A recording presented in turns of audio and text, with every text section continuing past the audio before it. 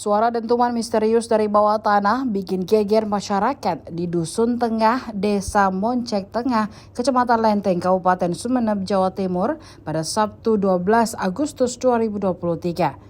Takut akan terjadi sesuatu, sejumlah warga mulai mengungsi.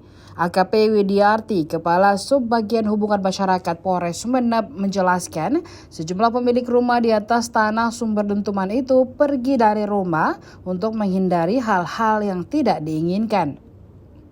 Menurut Widiarti, suara dentuman misterius itu terjadi berulang kali sejak pukul 19.45 waktu Indonesia Barat hingga pukul 10.30 waktu Indonesia Barat.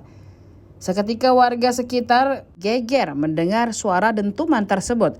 Ada 5 rumah warga merasakan dentuman itu dengan jelas. 5 rumah itu yakni rumah milik Jakfar, Jazuli, Badrun, Ramli, dan Diam yang semuanya merupakan warga Dusun Tengah, Desa Moncek Tengah, Kecamatan Lenteng, Kabupaten Sumeneb.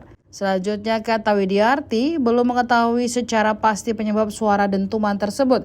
Petugas tengah berkoordinasi dengan pihak terkait untuk mencari tahu sumber suara berasal. Bunyi di dalam bumi, bunyi di dalam bumi.